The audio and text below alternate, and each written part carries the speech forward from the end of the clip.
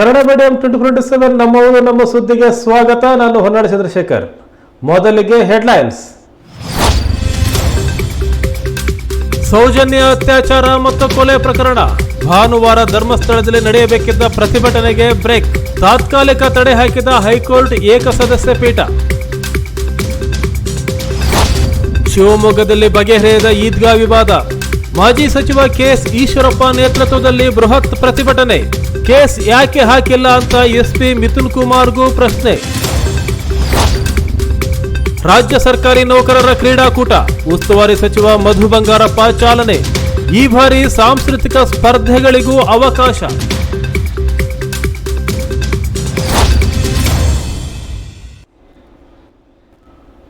ಈಗ ಸುದ್ದಿಗಳ ವಿವರ. ಮೊದಲಿಗೆ ಒಂದು ಬಿಗ್ ಬ್ರೇಕಿಂಗ್ ನ್ಯೂಸ್ ಬರ್ತಾ ಇದೆ, ಬನ್ನಿ ನೋಡೋಣ.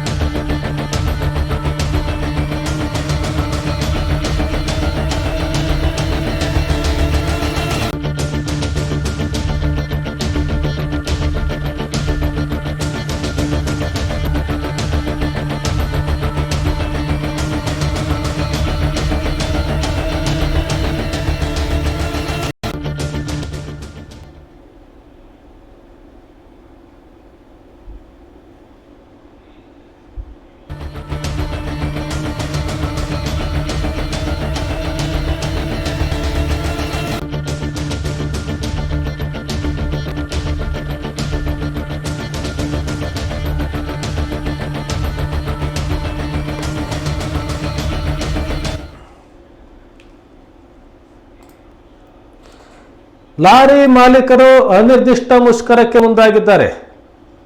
ತಮ್ಮ ಬೇಡಿಕೆಗಳ ಈಡೇರಿಕೆಗೆ ಈಗ ಸರ್ಕಾರಕ್ಕೆ ಒಂದು ಡೆಡ್ಲೈನ್ ಸಹ ಕೊಟ್ಟಿದ್ದಾರೆ. ಲಾರಿ ಮಾಲೀಕರ ಸಂಘದ ರಾಜ್ಯಾಧ್ಯಕ್ಷ ಷಣ್ಮುಖಪ್ಪ ಅವರು ಈ ಹೇಳಿಕೆಯನ್ನು ನೀಡಿದ್ದಾರೆ. ಬಹಳ ಪ್ರಮುಖವಾಗಿ ರಾಜ್ಯ ಸರ್ಕಾರ ಕೆಲ ದಿನಗಳ ಹಿಂದೆ ಏನು ಡೀಸೆಲ್ ಬೆಲೆಯನ್ನು ಏರಿಕೆ ಮಾಡ್ತು, ಅದಕ್ಕೆ ತೀವ್ರ ಆಕ್ಷೇಪವನ್ನು ವ್ಯಕ್ತಪಡಿಸಿದ್ದಾರೆ ಲಾರಿ ಮಾಲೀಕರು.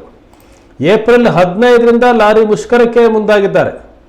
ಅನಿರ್ದಿಷ್ಟಾವಧಿ ಹೋರಾಟವನ್ನು ಮಾಡ್ತೇವೆ ಅಂತ ಹೇಳಿ ಲಾರಿ ಮಾಲೀಕರ ಸಂಘದ ಅಧ್ಯಕ್ಷ ಷಣ್ಮುಖಪ್ಪ ಹೇಳಿದ್ದಾರೆ. ಬರೀ ಲಾರಿ ಮಾತ್ರ ಅಲ್ಲ, ಪೆಟ್ರೋಲ್ ಬಂಕ್ ಮಾಲೀಕರು ಸಹ ಈ ಹೋರಾಟಕ್ಕೆ ಬೆಂಬಲವನ್ನು ಕೊಡ್ತಾ ಇದ್ದಾರೆ. ಏರ್ಪೋರ್ಟ್ ಟ್ಯಾಕ್ಸಿ ಸಹ ಅವತ್ತು ಇರೋದಿಲ್ಲ ಅನ್ನುವಂಥ ಮಾತನ್ನ ಷಣ್ಮುಖಪ್ಪ ಹೇಳಿದ್ದಾರೆ. ಮತ್ತು ಏನು ಓಲಾ ಊಬರ್ ಇದೆ, ಇವರ ಬೆಂಬಲವನ್ನು ಸಹ ಕೇಳ್ತಾ ಇದ್ದೀವಿ ಅನ್ನೋ ಮಾತನ್ನು ಹೇಳ್ತಾ ಇದ್ದಾರೆ. ಲಾರಿ ಮುಷ್ಕರ ಆರಂಭವಾದರೆ ರಾಜ್ಯದಲ್ಲಿ ಇರ್ತಕ್ಕಂಥ 6 ಲಕ್ಷ ಲಾರಿಗಳ ಸಂಚಾರ ಸಂಪೂರ್ಣ ಬಂದ್ ಆಗುತ್ತೆ. ಸರ್ಕಾರಕ್ಕೆ ತಮ್ಮ ಬೇಡಿಕೆಗಳನ್ನು ಈಡೇರಿಸಕ್ಕೆ ಏಪ್ರಿಲ್ 14 ಕೊನೆಯ ದಿನ ಡೆಡ್ಲೈನ್ ಕೊಟ್ಟಿದ್ದಾರೆ ಲಾರಿ ಮಾಲೀಕರು. ಆವತ್ತಿನ ದಿನದ ಒಳಗೆ ತಮ್ಮ ಬೇಡಿಕೆ ಈಡೇರದೇ ಇದ್ರೆ 15ರಿಂದ ಲಾರಿಗಳು ರಸ್ತೆಗೆ ಇಳಿಯೋದಿಲ್ಲ ಅನ್ನುವಂಥ ಮಾತನ್ನು ಷಣ್ಮುಖಪ್ಪ ಹೇಳ್ತಾ ಇದ್ದಾರೆ. 6 ತಿಂಗಳಲ್ಲಿ ಡೀಸೆಲ್ ಬೆಲೆ 5 ರೂಪಾಯಿ ಜಾಸ್ತಿ ಆಗಿದೆ. ಸರಕು ಸಾಗಣೆ ಲಾರಿಗಳಿಗೆ ಇದರಿಂದ ಹೊರೆಯಾಗಿದೆ. ಬಾಡಿಗೆ ಜಾಸ್ತಿ ಮಾಡೋಕ್ಕಾಗ್ತಾ ಇಲ್ಲ. ಹಾಗಾಗಿ ಈ ಡೀಸೆಲ್ ದರವನ್ನು ಇಳಿಸಬೇಕು ಅಂತ ಪ್ರಮುಖ ಬೇಡಿಕೆಯನ್ನು ಸರ್ಕಾರದ ಮುಂದೆ ಇಟ್ಟಿದ್ದಾರೆ ಲಾರಿ ಮಾಲೀಕರು. ಹಾಗಾಗಿ ಈಗ ಇಡೀ ರಾಜ್ಯಾದ್ಯಂತ 6 ಲಕ್ಷ ಲಾರಿಗಳು ಸರ್ಕಾರ ಬೇಡಿಕೆಯನ್ನು ಈಡೇರಿಸ್ತಾ ಇದ್ರೆ, ಮಾತುಕತೆ ನಡೆಸ್ತಾ ಇದ್ರೆ ಏಪ್ರಿಲ್ 15ರಿಂದ ಲಾರಿಗಳು ಬೀದಿಗೆ ಇಳಿಯೋದಿಲ್ಲ. ಸರಕು ಸಾಗಣೆಯ ದೊಡ್ಡ ಸಮಸ್ಯೆ ಉಂಟಾಗುತ್ತೆ. ಈ ಸಮಸ್ಯೆನ ಕೆಲವು ದಿನ ನಿಭಾಯಿಸಬಹುದನ್ನ ಸರ್ಕಾರ, ಆದರೆ ನಿರಂತರವಾಗಿ ಸುದೀರ್ಘ ಕಾಲ ನಿಭಾಯಿಸಲಿಕ್ಕೆ ಸಾಧ್ಯ ಇಲ್ಲ. ಹಾಗಾಗಿ ಮುಂದಿನ ದಿನಗಳಲ್ಲಿ ಸರ್ಕಾರ ಯಾವ ರೀತಿ ಕ್ರಮಗಳನ್ನು ತೆಗೆದುಕೊಳ್ಳುತ್ತೆ, ಯಾವ ರೀತಿ ಲಾರಿ ಮಾಲೀಕರ ಸಂಘ ಜೊತೆಗೆ ಹಾಗೂ ಬೇರೆ ಬೇರೆ ಸಂಘಟನೆಗಳ ಜೊತೆ ಸಮಾಲೋಚನೆಯನ್ನು ಮಾಡುತ್ತೆ ನೋಡಬೇಕಾಗಿದೆ. ಆದರೆ ಈಗ ಲಾರಿ ಮಾಲೀಕರ ಸಂಘದ ಅಧ್ಯಕ್ಷ ಷಣ್ಮುಖಪ್ಪ ಒಂದು ಖಡಕ್ ಹೇಳಿಕೆಯನ್ನು ಕೊಟ್ಟಿದ್ದಾರೆ. ಏಪ್ರಿಲ್ 14ರವರೆಗೆ ನಾವು ಡೆಡ್ಲೈನ್ ಕೊಡ್ತೇವೆ, ಡೀಸೆಲ್ ಬೆಲೆ ಇಳಿಸಬೇಕು. 6 ತಿಂಗಳಲ್ಲಿ 5 ರೂಪಾಯಿ ಜಾಸ್ತಿ ಆಗಿದೆ ಡೀಸೆಲ್, ಸರಕು ಸಾಗಣೆ ವೆಚ್ಚ ಜಾಸ್ತಿ ಆಗ್ತಾ ಇದೆ. ಹಾಗಾಗಿ ಏಪ್ರಿಲ್ 14ರವರೆಗೆ ಸರ್ಕಾರಕ್ಕೆ ಅವಕಾಶ ಇದೆ. ನಮ್ಮ ಬೇಡಿಕೆ ಈಡೇರಿಸ್ತಿಲ್ಲ, ಬೆಲೆಯನ್ನು ಇಳಿಸ್ತಿಲ್ಲ ಅಂತಂದರೆ ಏಪ್ರಿಲ್ 15ರಿಂದ ಅನಿರ್ದಿಷ್ಟ ಮುಷ್ಕರವನ್ನು ಮಾಡ್ತೇವೆ ಅನ್ನೋ ಮಾತನ್ನು ಷಣ್ಮುಖಪ್ಪ ಹೇಳಿದ್ದಾರೆ.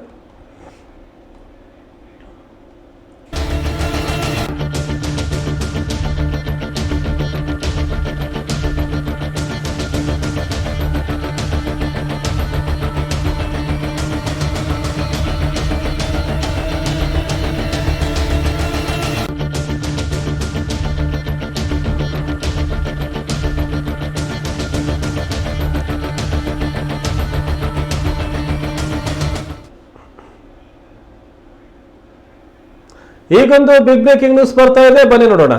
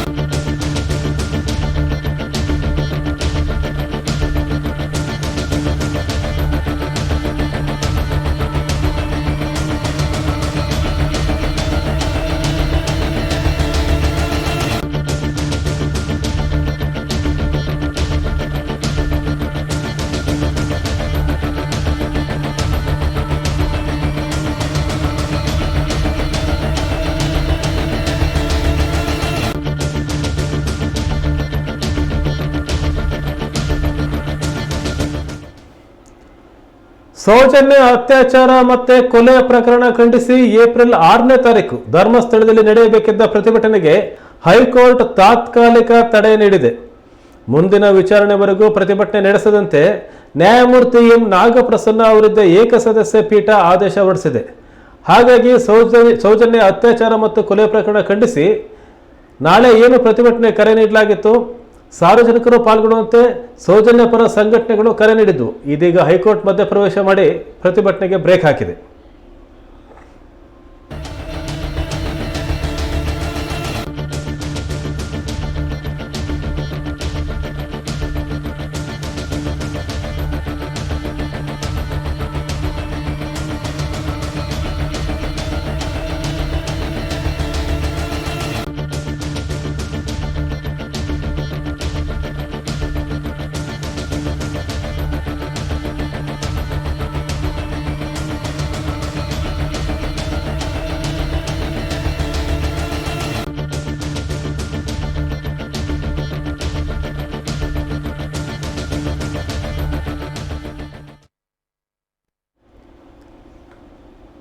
ಸೌಜನ್ಯ ಅತ್ಯಾಚಾರ ಮತ್ತು ಕೊಲೆ ಪ್ರಕರಣ 2012ನೇ ಇಸ್ವಿಯಿಂದ ರಾಜ್ಯಾದ್ಯಂತ ಆಗಾಗ್ಗೆ ದೊಡ್ಡ ಚರ್ಚೆ ನಡೀತಾನೆ ಇದೆ. ಸರಣಿ ಪ್ರತಿಭಟನೆಗಳು ಸೌಜನ್ಯಗೆ ನ್ಯಾಯ ದೊರಕಿಸಿ ಅಂತ ಹೇಳಿ ರಾಜ್ಯಾದ್ಯಂತ ಪ್ರತಿಭಟನೆ ನಡೆದಿದ್ದು, ಧರ್ಮಸ್ಥಳದಲ್ಲಂತೂ ಪ್ರತಿಭಟನೆ ಹಲವು ಬಾರಿ ನಡೆದಿದೆ, ದೊಡ್ಡ ದೊಡ್ಡ ಸಭೆಗಳು ನಡೆದಿದೆ. ಆದರೆ ಈಗ ಸೌಜನ್ಯ ಪ್ರಕರಣ ಈಗ ಮತ್ತೆ ಸುದ್ದಿಯಲ್ಲಿದೆ. ಸೌಜನ್ಯ ಸಾವಿಗೆ ನ್ಯಾಯ ದೊರಕಿಸಿಕೊಡಬೇಕು ಅಂತೇಳಿ ಮತ್ತೊಂದು ಪ್ರತಿಭಟನೆಗೆ ಸಿದ್ಧತೆಯನ್ನು ಮಾಡಿಕೊಳ್ಳಲಾಗಿತ್ತು.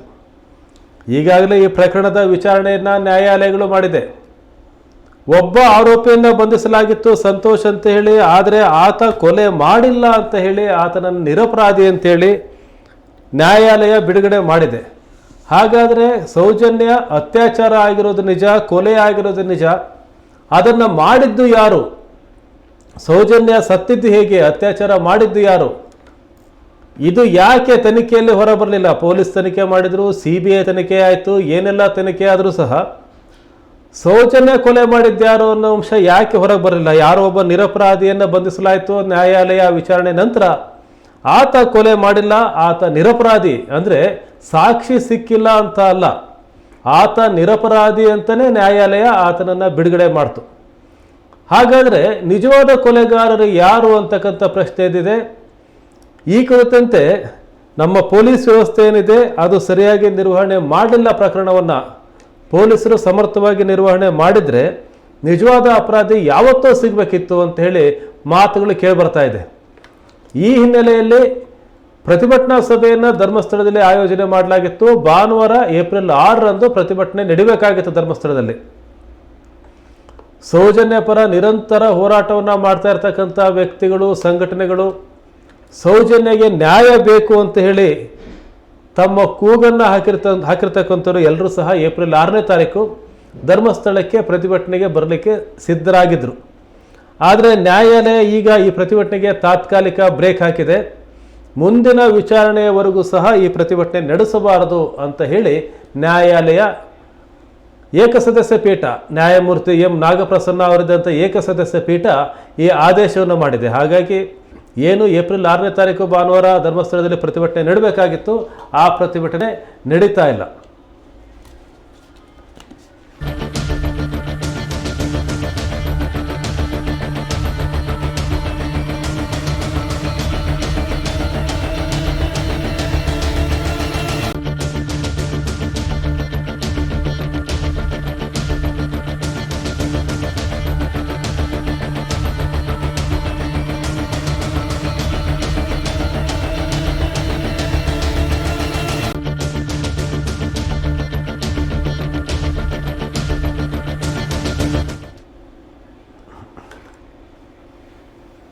ಭದ್ರಾವತಿ ತಾಲೂಕು ಕಲ್ಲಹಳ್ಳಿ ಗ್ರಾಮದ ಮುರುಘಾ ಎಲ್ ಬಿನ್ ಲಕ್ಷ್ಮಣ ಎಂಬ 34 ವರ್ಷದ ವ್ಯಕ್ತಿ 2021ರಲ್ಲಿ ಓಮ್ನಿ ವ್ಯಾನ್ ಮೂಲಕ ಆಂಧ್ರದ ರಾಜಮಂಡ್ರಿಯಿಂದ 50 kg 430 ಗ್ರಾಂ ತೂಕದ ಒಣ ಗಾಂಜಾವನ್ನು ಕಾನೂನು ಬಾಹಿರವಾಗಿ ಸಾಗಾಣಿಕೆ ಮಾಡುವಾಗ ಸೊರಬ ವಲಯ ಅಬಕಾರಿ ನಿರೀಕ್ಷಕರ ತಂಡ ಸೆರೆ ಹಿಡಿದಿತ್ತು. ಪ್ರಕರಣ ದಾಖಲಿಸಿಕೊಂಡು NDPS ಕಾಯ್ದೆ 1985 ಅಡಿಯಲ್ಲಿ ಆರೋಪಿ ವಿರುದ್ಧ ದೋಷಾರೋಪಣೆ ಪಟ್ಟಿಯನ್ನು ಸಲ್ಲಿಸಲಾಗಿತ್ತು. ಈ ಪ್ರಕರಣವನ್ನು ಶಿವಮೊಗ್ಗದ ಪ್ರಧಾನ ಜಿಲ್ಲಾ ಮತ್ತು ಸತ್ರ ನ್ಯಾಯಾಲಯ ವಿಚಾರಣೆ ನಡೆಸಿ ಸಾಕ್ಷಿ ಮತ್ತು ಇನ್ನಿತರ ಪೂರಕ ಸಾಕ್ಷ್ಯಾಧಾರಗಳಿಂದ ಹಾಗೂ ಸರ್ಕಾರದ ಪರ ಅಭಿಯೋಜಕರು ಮಂಡಿಸಿದ ವಾದವನ್ನು ಪುರಸ್ಕರಿಸಿ ಆರೋಪಿ ಏನು ಕೃತ್ಯವನ್ನು ಎಸಗಿದ್ದ ಆ ಆರೋಪ ದೃಢಪಟ್ಟಿದೆ ಎಂದು ನ್ಯಾಯಾಲಯ ಹೇಳಿದೆ. ಈ ಅಪರಾಧಕ್ಕೆ 10 ವರ್ಷಗಳ ಕಠಿಣ ಕಾರಾಗೃಹ ಸಜೆ ಮತ್ತು 1 ಲಕ್ಷ ರೂಪಾಯಿ ದಂಡ ಪಾವತಿಸಲು ಆದೇಶವನ್ನು ಕೊಟ್ಟಿದೆ. ತಪ್ಪಿದರೆ 2 ವರ್ಷ ಹೆಚ್ಚುವರಿ ಸಾಧಾರಣ ಸಜೆಯನ್ನು ಪ್ರಧಾನ ಮತ್ತು ಜಿಲ್ಲಾ ಸತ್ರ ನ್ಯಾಯಾಲಯದ ನ್ಯಾಯಾಧೀಶರಾದ ಮಂಜುನಾಥ ನಾಯಕ್ ಅವರು ವಿಧಿಸಿ ಈ ಶಿಕ್ಷೆಯನ್ನು ವಿಧಿಸಿ ಆದೇಶವನ್ನು ಹೊರಡಿಸಿದ್ದಾರೆ. ಏಪ್ರಿಲ್ 4ರಂದು ಈ ತೀರ್ಪು ನೀಡಿದ್ದಾರೆ. ಸರ್ಕಾರದ ಪರ ಅಭಿಯೋಜಕರಾದ ಸುರೇಶ್ ಕುಮಾರ್ AM ವಾದ ಮಂಡಿಸಿದರು.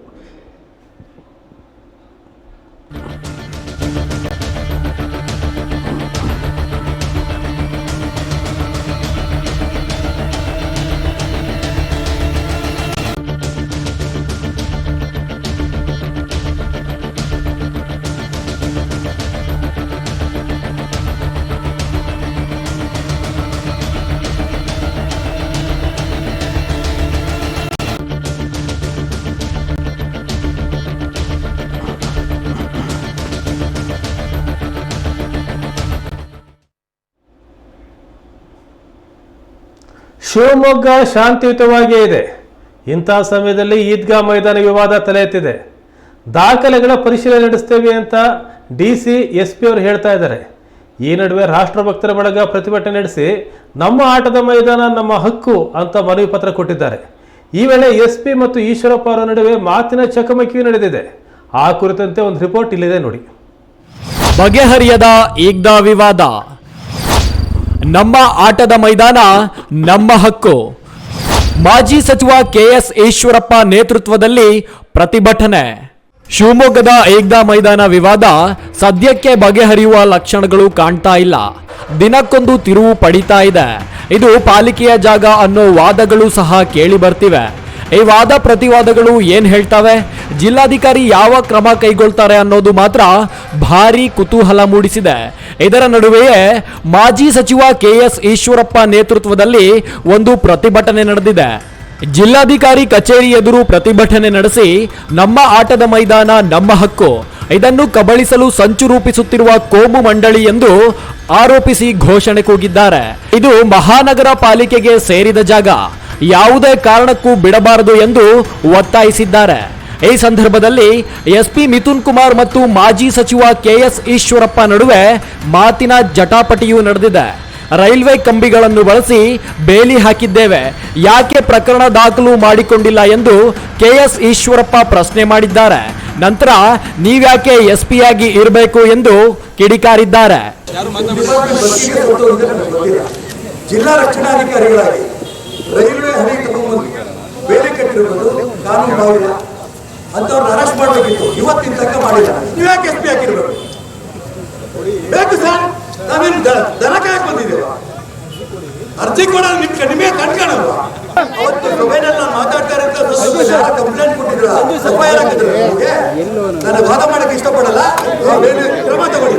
ನಾನು ಮನೆ ಕೊಡೋ ನೀವು ಹೇಳ್ಬೇಕು, ನೀವು ಹೇಳ್ಕೊಳ್ಳಿ. ನಾ ಮನವಿ ಕೊಡಕ್ಕೆ ಬಂದಿರೋದು. ನಾನು ನೀವು ಯಾಕೆ ಹೇಳ್ತಾ ಇದ್ದೀನಿ ಅಂತಂದ್ರೆ, ಶಿವಮೊಗ್ಗ ನಗರದ ಜನರ ಭಾವನೆ ನೀವು ಗೊತ್ತಿದ್ದಾರೆ, ಅವ್ರ ಬಗ್ಗೆ ಕ್ರಮ ತಗೋಬೇಕು. ನನ್ನ ಮೇಲೆ ಆಗ ಎಫ್ಐಆರ್ ಮಾಡಿದ್ರಿ, ಈಗ ಯಾಕೆ ಎಫ್ಐಆರ್ ಮಾಡಿಲ್ಲ ಎಂದು ಕಟುವಾಗಿ ಪ್ರಶ್ನಿಸಿದ್ದಾರೆ.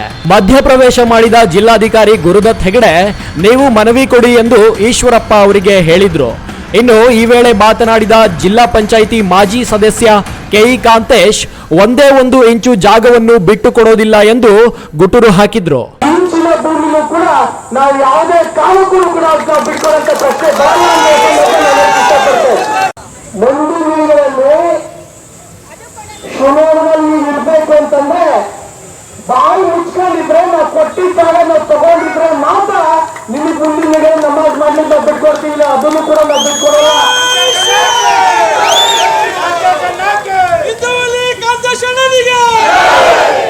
ಈ ಒಂದು ಪ್ರತಿಭಟನೆ ಮಾಡುವಂತ ಅವಕಾಶ ಮಾಡಿಕೊಟ್ಟಿರೋದು ಜಿಲ್ಲಾಡಳಿತ ಮತ್ತು ಮಹಾನಗರ ಪಾಲಿಕೆ. ಮಹಾನಗರ ಪಾಲಿಕೆ ಯಾವುದೋ ಒಬ್ಬ ಅಧಿಕಾರಿ ಅದು ಯಾವ ಆಸೆ ಬಲಿಯಾಗಿದ್ದಾರೆ ಬಿಟ್ಟಿದ್ದಾರೆ ಗೊತ್ತಿಲ್ಲ, ಅಕ್ರಮವಾಗಿ ಖಾತೆ ಮಾಡಿಕೊಟ್ಟಿದ್ದಾರೆ. ಮೊದಲನೇದು ಯಾವ ಅಧಿಕಾರಿ ಅದನ್ನು ಮಾಡಿಕೊಟ್ಟಿದ್ದಾರೆ ಅವ್ರು ಸಸ್ಪೆಂಡ್ ಆಗ್ಬೇಕು, ತಕ್ಷಣ ಸಸ್ಪೆಂಡ್ ಆಗ್ಬೇಕು.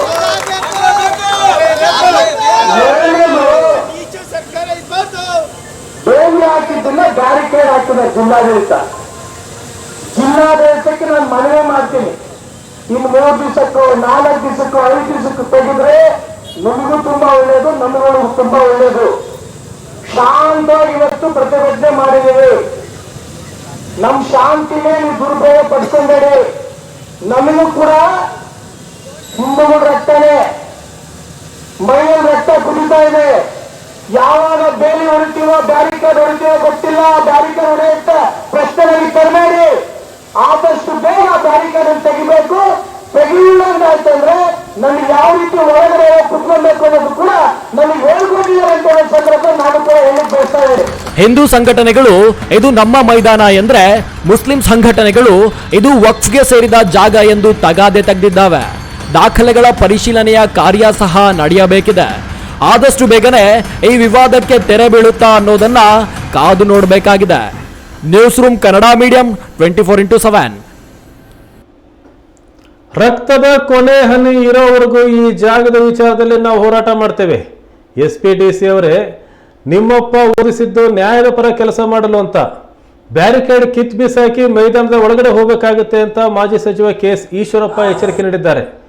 ಈದ್ಗಾ ಮೈದಾನ ಹೋರಾಟದಲ್ಲಿ ಮಾಜಿ DCM ಕೆಎಸ್ ಈಶ್ವರಪ್ಪ ಭಾಷಣ ಮಾಡಿದರು. ಅಧಿಕಾರಿಗಳಿಗೆ ಕಾಂಗ್ರೆಸ್ನವರು ಬೆಂಬಲ ನೀಡ್ತಾ ಇದ್ದಾರೆ. ನ್ಯಾಯದ ಪರ ಅಧಿಕಾರಿಗಳು ತೀರ್ಮಾನ ಮಾಡಬೇಕು. ಇದೊಂದು ಒಳ್ಳೆಯ ಅವಕಾಶ ನಿಮಗೆ. ಶಿವಮೊಗ್ಗದ ನಗರದ ಜನಕ್ಕೆ ಜಾಗ ಬರೋವರೆಗೂ ಶಾಂತಿಯುತ ಹೋರಾಟ ಮಾಡ್ತೇವೆ. ಹೋರಾಟಗಾರರು ಜೈಲಿಗೆ ಹೋಗಲು ಸಹ ಸಿದ್ಧ ಅಂದರು. SP ಅವರು ಕೂಡಲೇ ರಾಜೀನಾಮೆ ನೀಡಬೇಕು ಅಂತಾನು ಒತ್ತಾಯಿಸಿದರು. ಹೇಳೋರು ಕೇಳೋರು ಯಾರು ಇಲ್ಲ ಈ ದೇಶದಲ್ಲಿ, ಈ ಸಮಾಜದಲ್ಲಿ ಯಾರು ಇಲ್ಲ. ನಮ್ಮ ಅಧಿಕಾರಿಗಳು, ಶಿವಮೊಗ್ಗ ರಕ್ಷಣಾಧಿಕಾರಿಗಳು ಹೋಗ್ತೀವಿ ನಾವು ನ್ಯಾಯಾಲಯಕ್ಕೆ, ಅಲ್ಲಿ ಗುರುತು ಪಾನಿಕ ಪಾನಿ ಈಗಾಗಲೇ ತೀರ್ಮಾನ ಆಗೋಗಿದೆ. ಈ ದೇಶದಲ್ಲಿ ರಾಮ ಮಂದಿರ ತೀರ್ಮಾನ ಆಗೋಗಿದೆ. ಪಾರ್ಕಿಂಗ್ ಪ್ಲೇಸ್ ಅದೊಂದು ಪಬ್ಲಿಕ್ ಪ್ಲೇಸ್.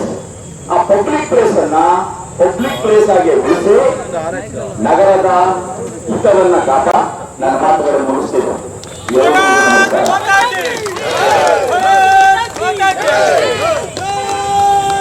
ಮನಸ್ಸಿಗೆ ತುಂಬಾ ಅಚ್ಚುಕಟ್ಟಾಗಿ ಮಾತಾಡಿದರೆ, ಉಂಡು ಮನೆಗೆ ಹಿಂಗೆ ಕನ್ನ ಕೊಟ್ಟಿದ್ದಾರೆ ಅನ್ನೋದನ್ನ ಕೂಡ ಎಲ್ಲರಿಗೂ ಮನವರಿಕೆ ಮಾಡಿಕೊಟ್ಟಿದ್ದಾರೆ.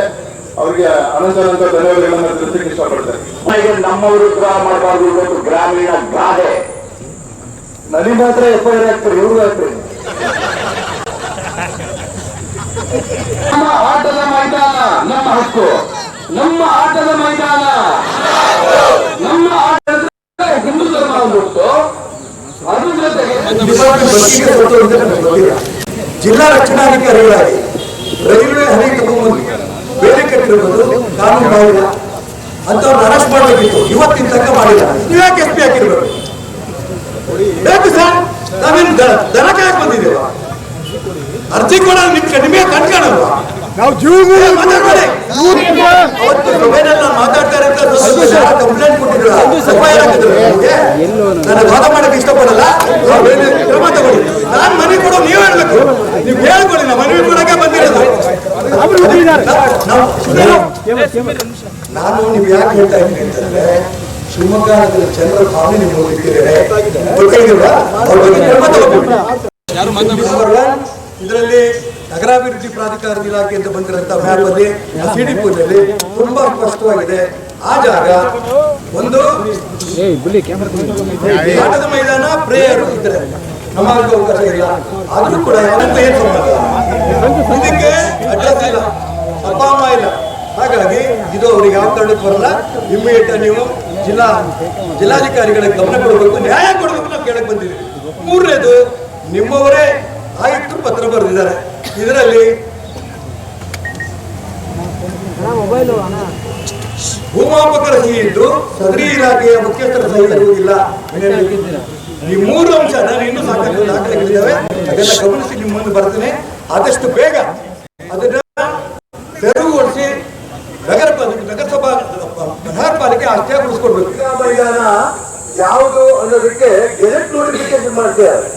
ಅದರಲ್ಲಿ ಅಪ್ಪ ಅಮ್ಮ ಇಲ್ಲ, ಅಡ್ರೆಸ್ ಇಲ್ಲ. ಎರಡನೇದು, ಸೈಯದ್ ಇಮಾಮ್ ಮತಾಬುಲ್ಲಾ ಅಜರ್ ಮಹಲ್ಲಾ ಶಿವಮೊಗ್ಗ. ಅಜರ್ ಮಹಲ್ಲಾ ಎಲ್ಲಿದೆ ಯಾರಿಗೂ ಗೊತ್ತಿಲ್ಲ.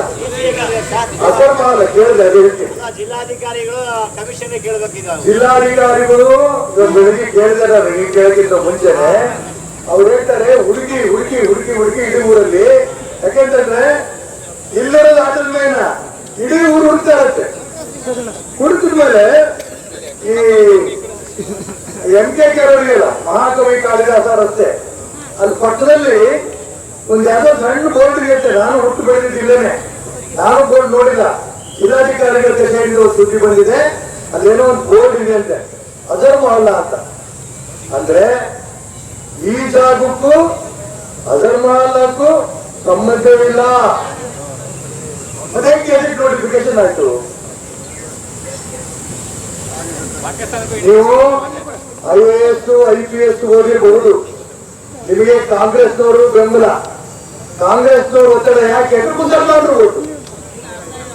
ನಾನು ಅದಕ್ಕೋಸ್ಕರ ಮಾನ್ಯ ಜಿಲ್ಲಾಧಿಕಾರಿಗಳಿಗೆ, ಜಿಲ್ಲಾ ರಕ್ಷಣಾಧಿಕಾರಿಗಳಿಗೆ ಹೇಳಕ್ ಇಷ್ಟಪಡ್ತೇನೆ, ಈ ರೀತಿ ನ್ಯಾಯ ಪರವಾಗಿ, ನಾನು ಬರೀ ಹಿಂದೂಗಳ ಪರವಾಗಿ ಹೇಳಲ್ಲ, ನ್ಯಾಯ ಪರವಾಗಿ ನೀವು ತೀರ್ಮಾನ ತಗೊಳ್ಳೋದಕ್ಕೆ ನಿಮ್ಮ ಜೀವನದಲ್ಲಿ ಒಂದು ಅವಕಾಶ.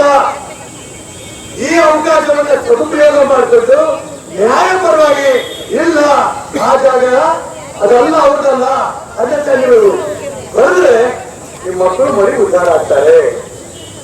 ಇಲ್ಲ ಕಾಂಗ್ರೆಸ್ ಒತ್ತಡ ಇದೆ, ನಾವೇನು ಮಾಡೋಕ್ಕಾಗಲ್ಲ, ನೀವು ಕೋರ್ಟ್ಗೆ ಹೋಗಿ, ಕೋರ್ಟಿನ ಹೋಗ್ತದೆ, ನೀವು DK ಆಗಿರ್ಬೇಕು.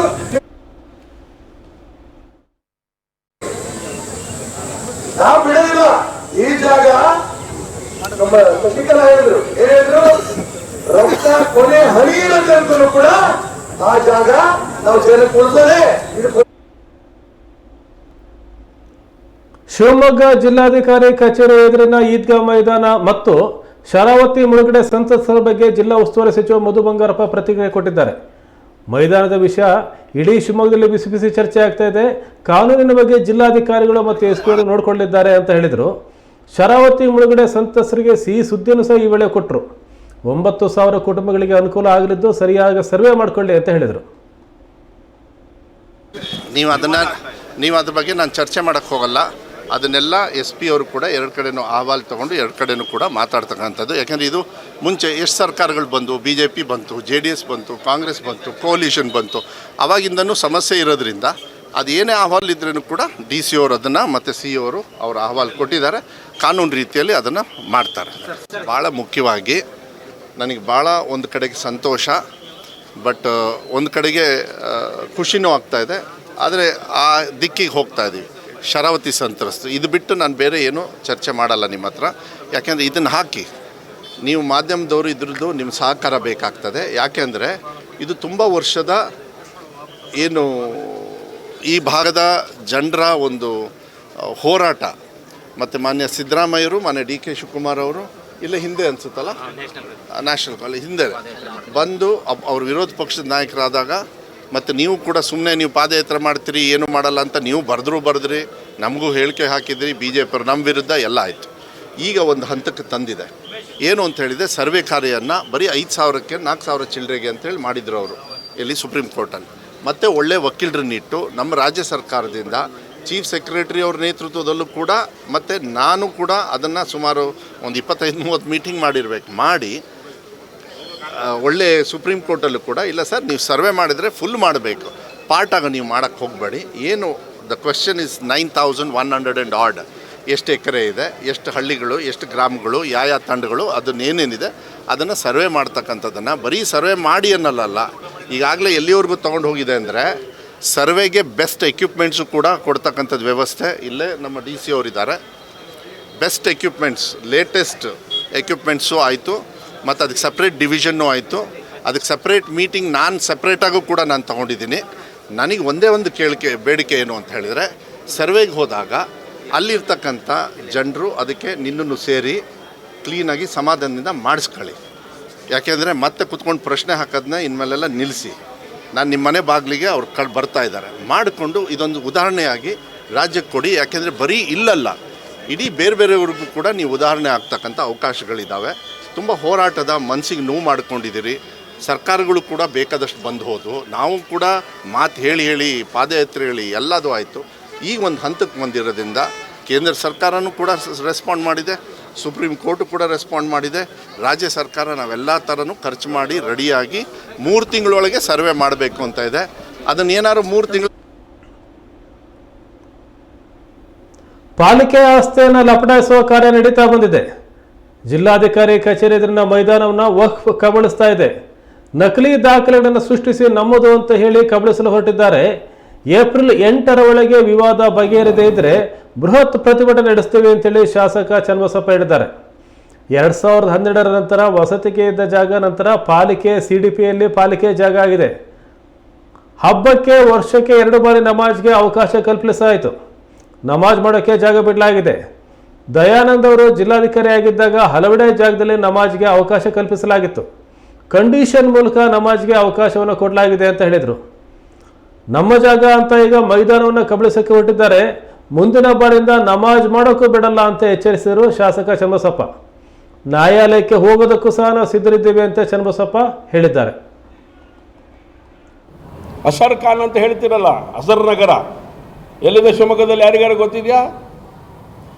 ಅಜರ್ ನಗರ ಎಲ್ಲಿದೆ ಅಂತೇಳಿ ಹೋಗಿ ಕರ್ಕೊಂಡು ಹೋಗ್ತೇನೆ, ತೋರಿಸ್ಕೊಂಡು ಬರ್ತೇನೆ ಬೇಕಿದ್ರೆ ನಾನು. ಅಜರ್ ನಗರ ಎಲ್ಲಿದೆ ಅಂತಲೇ ಗೊತ್ತಿಲ್ಲ, ಯಾವುದೋ ಒಂದು ಡಾಕ್ಯುಮೆಂಟನ್ನು ಇಟ್ಕೊಂಡು ಇಲ್ಲಿಗೆ ಪೋಣಿಸೋ ಕೆಲಸ ನೀವು ಮಾಡ್ತೀರಿ ಅಂತ ಹೇಳಿದ್ರೆ, ಇಲ್ಲಿಗೆ ಸೇರಿಸೋ ಕೆಲಸ ನೀವು ಮಾಡ್ತೀರಿ ಅಂತ ಹೇಳಿದ್ರೆ, ನಿಮ್ಮ ಅಜ್ಞಾನಕ್ಕೆ ನಾನು ಏನು ಹೇಳಿ?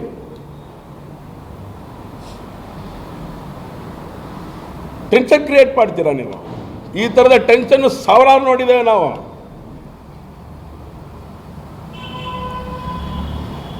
ಹುನ್ನಾರ ಮಾಡಿದಿರಿ ನೀವು. ಬಿಲ್ ಎಲ್ಲಿ ಪಾಸ್ ಆಗಿಬಿಟ್ರೆ ಇದು ನಮಗೆ ಕೈ ತಪ್ಪು ಕೊಡುತ್ತಾರೆ. ನಿಮ್ದು ಅಲ್ಲದೆ ಇರೋದಕ್ಕೆ ಯಾಕೆ ಕೈ ಚಾಚ್ತಾ ಇದ್ದೀರಿ ನೀವು ಅಂತ. ಬೇರೆ ಮಸೀದಿಗಳಿಗೆ ಬಂದು ಕೇಳ್ತಿದ್ದೇವೆ ನಾವು, ಬೇರೆ ಈದ್ಗಾಗಳಿಗೆ ಬಂದು ಕೇಳ್ತಾ ಇದ್ದೀವ? ಸಹ್ಯಾದ್ರಿ ಕಾಲೇಜ್ ಹಿಂಭಾಗ ಈದ್ಗಾ ಇದೆ, ಬಂದು ಕೇಳ್ತಾ ಇದ್ದೇವೆ ನಮ್ದು ಅಂತ ನಾವು ಹೇಳ್ತಾ ಇದ್ದೀವ? ಸಾರ್ವಜನಿಕ ಆಸ್ತಿ ಅದು ಅಂತ ಹೇಳ್ತಾ ಇದ್ದೀವ ನಾವು? ವೀರಪುರ ನಾಗೇಶ್ವರ ಹಾಟಲ್ ಇದೆ, ನಮ್ಮದು ಅಂತ ಹೇಳ್ತಾ ಇದ್ದೇವೆ ನಾವು? ಇಲ್ಲೇ ಮಹಾವರಿ ಸರ್ಕಲ್ ಪಕ್ಕದ ಸವಳಂಗ ರೋಡ್ ಒಳಗಡೆ ಇರುವಂಥ ನಿಮ್ಮದು ಮಸೀದಿ ದರ್ಗಾ ನಮ್ಮದು ಅಂತ ಹೇಳ್ತಾ ಇದ್ದೀವ? ಸಾರ್ವಜನಿಕ ಆಸ್ತಿ ಅಂತ ಹೇಳ್ತಾ ಇದ್ದೀವ? ಇದ್ರ ಬಗ್ಗೆ ಯಾಕೆ ಇಷ್ಟೊಂದು ನಿಮಗೆ ಪ್ರೇಯರ್ ಮಾಡ್ಲಿಕ್ಕೆ ಬಿಟ್ಟರೆ ನಮ್ಮದು ಅಂತ ಹೇಳುವಂಥ ಸ್ಥಿತಿಗೆ ನೀವು ತಲುಪಿದ್ರೆ ಇನ್ನು ಅಡ್ಸುಲ್ಬೇಕು ಬಿಡೋದಿಲ್ಲ ರೀ. ಕೇಳಬೇಕಾಗತ್ತೆ ನಾವು. ಮುಂದಿನ ಮೊದಲ ನಮಾಜ್ ಅಲ್ಲಿ ಮಾಡಲಿಕ್ಕೆ ಸಾಧ್ಯ ಇದೆ. ಹಾಗಾದರೆ ಯಾಕೆ ಅಂದರೆ ನಮಾಜ್ ಮೇಲೆ ವಾಪಸ್ ಬರಬೇಕು, ಆರಾಮಾಗಿ 20 ವರ್ಷ ಇದ್ದೀರಾ, ಈಗ ಅಲ್ಲಿ ಬೇಲೆ ಹಾಕಕ್ಕೆ ಕೊಡ್ತೀರಿ, ಯಾಕೆ ಬಿಡಬೇಕು ನಿಮಗೆ ಒಳಗಡೆಗೆ? ಹಾಗಾಗಿ ಈಗಿರೋ ಅಂಥ ಅಧಿಕಾರಿಗಳು ಯಾರಿದ್ದೀರಾ ಕೈ ಕಟ್ಕೊಂಡು ಕೂತ್ಕೊಳ್ಳೋ ಅವಶ್ಯಕತೆ ಇಲ್ಲ. ನೀವು ಇದ್ರ ಮೇಲೆ ಎಕ್ಸರ್ಸೈಸ್ ಮಾಡಬೇಕು. ಯಾಕಂದರೆ ಊರಿನ ಪ್ರಾಪರ್ಟಿಗೆ ಸಂಬಂಧಪಟ್ಟಂತೆ, ನಾಗರಿಕರ ಸ್ವತ್ತಿಗೆ ಸಂಬಂಧಪಟ್ಟಂತೆ ಯಾರೋ ಇದನ್ನು ವಾತಾವರಣ ಹಾಳು ಮಾಡಿಬಿಡ್ತಾರೆ, ಏನೇನೋ ಮಾಡಿಬಿಡ್ತಾರೆ ಅಂಥೇಳಿ ಭಯ ಬೀಳಿಸೋವಂಥ ಅವಶ್ಯಕತೆ ಇಲ್ಲ, ಭಯ ಬೀಳೋ ಅವಶ್ಯಕತೆಯೂ ಇಲ್ಲ. ಇದನ್ನು ಗಂಭೀರವಾಗಿ ತಗೊಂಡಿದೆ ಭಾರತೀಯ ಜನತಾ ಪಾರ್ಟಿ. ಇದ್ರ ವಿರುದ್ಧ ಬೃಹತ್ ಹೋರಾಟನ ಯೋಚನೆ ಮಾಡುವಂಥ ಕೆಲಸ ಅಗತ್ಯ ಇದೆ ಅಂತೇಳಿ ಅನಿಸಿದೆ. ನಾವು ಅದನ್ನು ಮಾಡೋರಿದ್ದೇವೆ. ಸಹಜವಾದಂಥ ಸ್ಥಿತಿ ಒಳಗಡೆ ನಮಾಜ್ ಮಾಡಿದ ಮೇಲೆ ಯಾವ ಸ್ಥಿತಿ ಒಳಗಡೆ ಆ ವಾತಾವರಣ ಇರ್ತಾ ಇತ್ತೋ ತಕ್ಷಣದೊಳಗಡೆ ಆ ವಾತಾವರಣ ತರಬೇಕು. ಇನ್ನು 3 ದಿನದಲ್ಲಿ 8ನೇ ತಾರೀಕಿನ ಒಳಗಡೆ ಸಹಜವಾದಂಥ ಸ್ಥಿತಿ ಒಳಗಡೆ ಅಲ್ಲೆಲ್ಲರೂ ಓಡಾಡ್ಕೊಂಡಿರೋ ಹಾಗೆ ನಾಗರಿಕರು ಅಲ್ಲಿ ಇಷ್ಟು ವರ್ಷ ಹೇಗೆ ಅದನ್ನು ಉಪಯೋಗ ಮಾಡ್ಕೊಳ್ತಾ ಇದ್ರು ಹಾಗೆ ಅದು ನಾಗರಿಕರ ಸ್ವತ್ತಾಗಿ ನಾಗರಿಕರು ಅದನ್ನು ಉಪಯೋಗ ಮಾಡಿಕೊಳ್ಳೋ ಹಾಗೆ ಅವಕಾಶವನ್ನು, ಒಂದು ವಾತಾವರಣವನ್ನು ನಿರ್ಮಾಣ ಮಾಡಿಕೊಡಬೇಕು ರಕ್ಷಣಾಧಿಕಾರಿಗಳು ಮತ್ತು ಜಿಲ್ಲಾಧಿಕಾರಿಗಳು, ಸರ್ಕಾರ.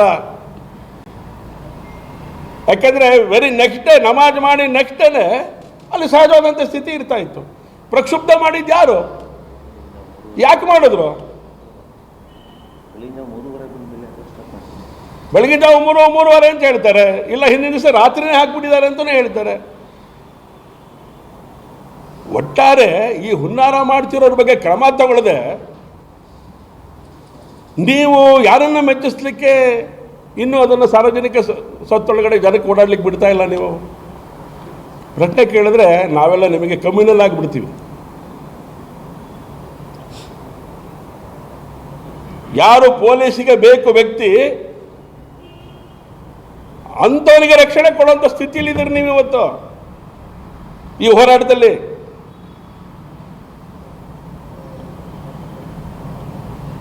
ಇರಲಿ, ಅದ್ರ ಬಗ್ಗೆ ನಾನು ಹೋಗೋದಿಲ್ಲ. ಆದರೆ ಇದು ಸಾರ್ವಜನಿಕ ಆಸ್ತಿಯನ್ನು ಸಾರ್ವಜನಿಕರ ಉಪಯೋಗಕ್ಕೆ ಇನ್ನು 3 ದಿನದಲ್ಲಿ ನೀವು ಬಿಡ್ಕೊಡ್ಬೇಕು. ಈಗಾಗಲೇ ಲೇಟ್ ಮಾಡಿದ್ದೀರಿ ನೀವು,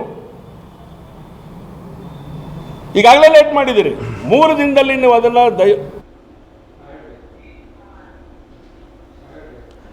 ಈಗೊಂದು ಪುಟ್ಟ ವಿರಾಮದ ನಂತರ ನಮ್ಮ ಸುದ್ದಿ ಮತ್ತೆ ಮುಂದುವರಿಯುತ್ತೆ.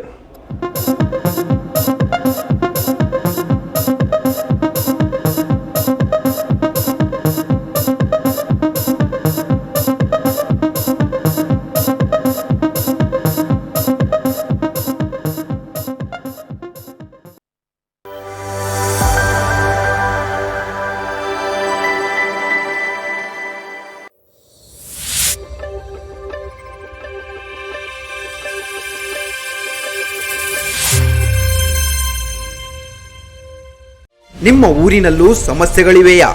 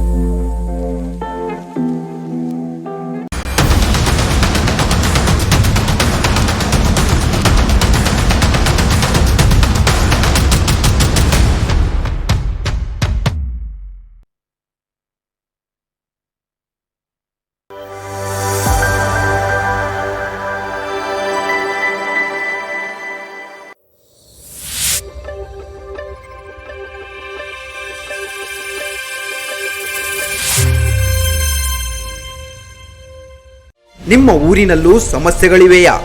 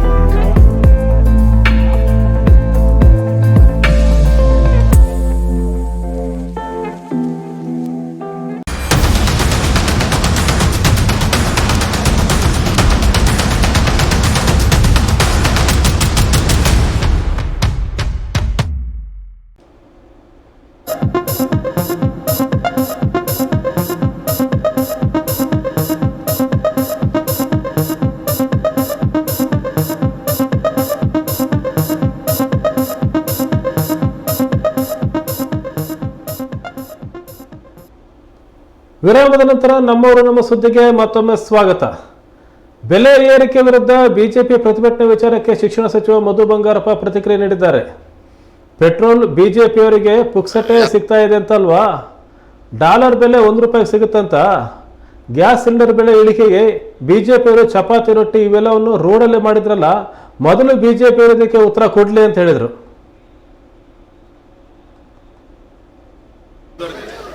ಪೆಟ್ರೋಲ್ ಇವ್ರಿಗೇನು ಪುಕ್ಷಟೆ ಸಿಗ್ತಾ ಇದೆಯಂತ? ಪೆಟ್ರೋಲು ಬಿ ಜೆ ಪಿಯವ್ರಿಗೆ ಪುಕ್ಷಟೆ ಸಿಗ್ತಾ ಇದೆಯಂತ. ಡಾಲರ್ ಪ್ರೈಸ್ ಎಷ್ಟಾಯಿತು? ₹1 ಸಿಕ್ಬಿಡುತ್ತೆ. ಅವೆಲ್ಲ ಎತ್ಲಾಗ ಹೋದ್ವಂತೆ. ಗ್ಯಾಸ್ ಸಿಲಿಂಡ್ರು ಎಲ್ಲ ಚಪಾತಿ ರೊಟ್ಟಿ ಗಿಟ್ಟಿ ಎಲ್ಲ ರೋಡಲ್ಲಿ ಮಾಡಿದ್ರಲ್ಲ, ಫ್ರೀಯಾಗಿ ಸಿಗ್ತಾ ಇದೆಯಾ ನಿಮಗೆ? ಅದಕ್ಕೆ ಉತ್ತರ ಕೊಡಲಿ ಫಸ್ಟು.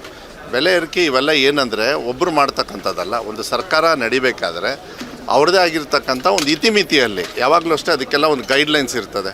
ಆ ಗೈಡ್ಲೈನ್ಸಲ್ಲಿ ಆ ಕ್ಯಾಪಲ್ಲಿ ಅವರು ಮಾಡ್ತಕ್ಕಂಥದ್ದು ಹಕ್ಕು ಅವ್ರವ್ರ ರಾಜ್ಯ ಸರ್ಕಾರಕ್ಕೆ ಇರ್ತದೆ. ಬೇರೆ ರಾಜ್ಯದಲ್ಲೂ ಮಾಡಿರ್ತಾರೆ, ಬೇರೆ ರಾಜ್ಯದಲ್ಲೂ. ಇವ್ರಿಗೆ ಇನ್ನೇನು ಇಶ್ಯೂ ಇಲ್ಲ. ಈಗ ಈ ಇಶ್ಯೂನ ತಗೊಂಡು ಹೋಗ್ತಾ ಇದ್ದಾರೆ ಅಷ್ಟೇ. ಅದಕ್ಕೆ ಸಾರ್ವಜನಿಕರು ಅಷ್ಟೊಂದು ತಲೆಕೇನು ಕೆಡಿಸ್ಕೊಂಡಿಲ್ಲ. ಯಾರು ಪೆಟ್ರೋಲ್ ಇವ್ರಿಗೇನು ಪುಕ್ಷಟೆ ಸಿಗ್ತಾ ಇದೆಯಂತ? ಪೆಟ್ರೋಲು ಬಿ ಜೆ ಪಿಯವ್ರಿಗೆ ಪುಕ್ಷಟೆ ಸಿಗ್ತಾ ಇದೆಯಂತ. ಡಾಲರ್ ಪ್ರೈಸ್ ಎಷ್ಟಾಯಿತು? ₹1 ಸಿಕ್ಬಿಡುತ್ತೆ. ಅವೆಲ್ಲ ಎತ್ಲಾಗ ಹೋದ್ವಂತೆ. ಗ್ಯಾಸ್ ಸಿಲಿಂಡ್ರು ಎಲ್ಲ ಚಪಾತಿ ರೊಟ್ಟಿ ಗಿಟ್ಟಿ ಎಲ್ಲ ರೋಡಲ್ಲಿ ಮಾಡಿದ್ರಲ್ಲ, ಫ್ರೀಯಾಗಿ ಸಿಗ್ತಾ ಇದೆಯಾ ನಿಮಗೆ? ಅದಕ್ಕೆ ಉತ್ತರ ಕೊಡಲಿ ಫಸ್ಟು. ಬೆಲೆ ಏರಿಕೆ ಇವೆಲ್ಲ ಏನಂದರೆ ಒಬ್ಬರು ಮಾಡ್ತಕ್ಕಂಥದ್ದಲ್ಲ. ಒಂದು ಸರ್ಕಾರ ನಡಿಬೇಕಾದ್ರೆ ಅವ್ರದ್ದೇ ಆಗಿರ್ತಕ್ಕಂಥ ಒಂದು ಇತಿಮಿತಿಯಲ್ಲಿ ಯಾವಾಗಲೂ ಅಷ್ಟೇ ಅದಕ್ಕೆಲ್ಲ ಒಂದು ಗೈಡ್ಲೈನ್ಸ್ ಇರ್ತದೆ. ಆ ಗೈಡ್ಲೈನ್ಸಲ್ಲಿ ಆ ಕ್ಯಾಪಲ್ಲಿ ಅವರು ಮಾಡ್ತಕ್ಕಂಥದ್ದು ಹಕ್ಕು ಅವ್ರವ್ರ ರಾಜ್ಯ ಸರ್ಕಾರಕ್ಕೆ ಇರ್ತದೆ. ಬೇರೆ ರಾಜ್ಯದಲ್ಲೂ ಮಾಡಿರ್ತಾರೆ, ಬೇರೆ ರಾಜ್ಯದಲ್ಲೂ. ಇವ್ರಿಗೆ ಇನ್ನೇನು ಇಶ್ಯೂ ಇಲ್ಲ. ಈಗ ಈ ಇಶ್ಯೂನ ತಗೊಂಡು ಹೋಗ್ತಾ ಇದ್ದಾರೆ ಅಷ್ಟೇ. ಅದಕ್ಕೆ ಸಾರ್ವಜನಿಕರು ಅಷ್ಟೊಂದು ತಲೆಕೇನು ಕೆಡಿಸ್ಕೊಂಡಿಲ್ಲ. ಯಾರು ಪೆಟ್ರೋಲ್ ಇವ್ರಿಗೇನು ಪುಕ್ಷಟೆ ಸಿಗ್ತಾ ಇದೆಯಂತ? ಪೆಟ್ರೋಲು ಬಿ ಜೆ ಪಿಯವ್ರಿಗೆ ಪುಕ್ಷಟೆ ಸಿಗ್ತಾ ಇದೆಯಂತ. ಡಾಲರ್ ಪ್ರೈಸ್ ಎಷ್ಟಾಯಿತು? ₹1 ಸಿಕ್ಬಿಡುತ್ತೆ. ರಸ್ತೆ ಪಕ್ಕದಲ್ಲಿ ನಿಂತಿದ್ದ ಲಾರಿಗೆ ಮಿನಿ ಬಸ್ ಡಿಕ್ಕಿ ಹೊಡೆದ ಪರಿಣಾಮ 5 ಸ್ಥಳದಲ್ಲೇ ಮೃತಪಟ್ಟಿದ್ದಾರೆ. ಈ ಘಟನೆ ಕಲಬುರಗಿ ಜಿಲ್ಲೆ ಜೇವರ್ಗಿ ತಾಲೂಕಿನ ನಿಲೋಗಿ ಕ್ರಾಸ್ ಬಳಿ ನಡೆದಿದೆ. ಬೆಳಗಿನ ಜಾವ ಸಂಭವಿಸಿದ ಅಪಘಾತದಲ್ಲಿ ವಾಜಿದ್, ಮೆಹಬೂಬಿ, ಪ್ರಿಯಾಂಕಾ, ಮೆಹಬೂಬ್ ಸೇರಿದಂತೆ 5 ಮೃತಪಟ್ಟಿದ್ದಾರೆ. ಮೃತಪಟ್ಟವರು ಬಾಗಲಕೋಟೆಯ ನವನಗರ ನಿವಾಸಿಗಳು. ಸ್ಥಳಕ್ಕೆ ನೆಲೋಗಿ ಠಾಣೆ ಪೊಲೀಸರು ಭೇಟಿ ನೀಡಿ ಪರಿಶೀಲನೆ ಮಾಡಿದ್ದಾರೆ. ಇವರೆಲ್ಲರೂ ಸಹ ಕಲಬುರಗಿಯ ಖ್ವಾಜಾ ಬಂದೆ ನವಾಜ್ ದರ್ಗಾಕ್ಕೆ ತೆರಳುವಾಗ ಈ ದುರಂತ ಸಂಭವಿಸಿದೆ. ಮಿನಿ ಬಸ್ನಲ್ಲಿ ಒಟ್ಟು 31 ಜನರ ಪೈಕಿ 5 ಸಾವಿಗೀಡಾಗಿದ್ದಾರೆ. 11 ಜನರಿಗೆ ಗಾಯಗಳಾಗಿವೆ. ಸದ್ಯ ಗಾಯಾಳುಗಳನ್ನು ಕಲಬುರಗಿಯ ಜಿಮ್ಸ್ ಆಸ್ಪತ್ರೆಗೆ ದಾಖಲಿಸಲಾಗಿದೆ.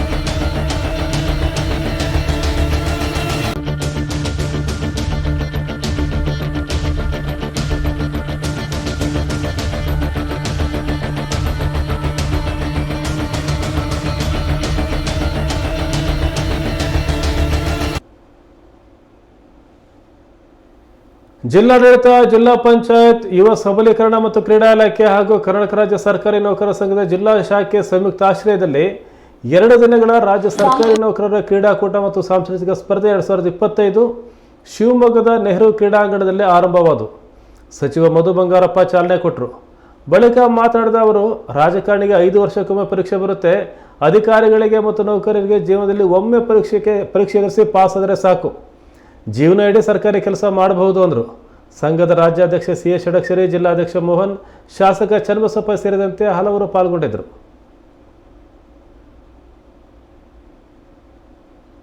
ಸ್ಪರ್ಧಿಗಳಿಗೆ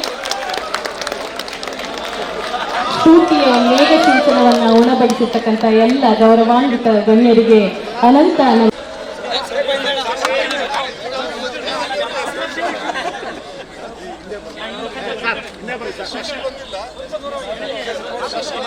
ಆಸನಗಳಲ್ಲಿ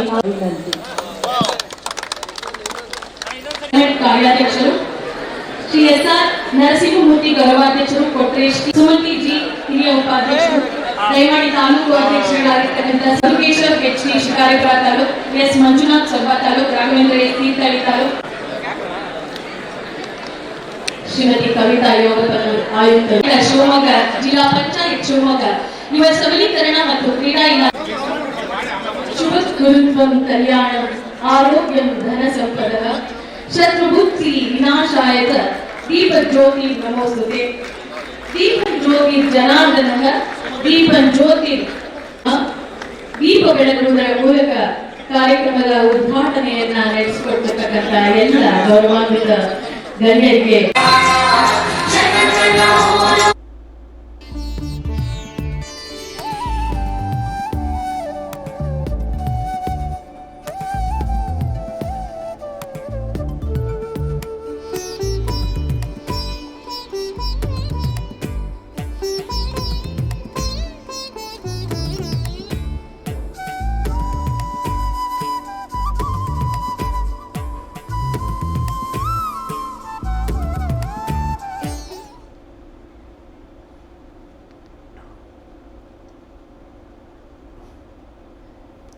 ಶಿವಮೊಗ್ಗದ ನಾರಾಯಣ ಹೃದಯಾಲಯದಲ್ಲಿ ಅಪರೂಪದ ಚಿಕಿತ್ಸೆಯನ್ನು ಯಶಸ್ವಿಯಾಗಿ ಮಾಡಲಾಗಿದೆ.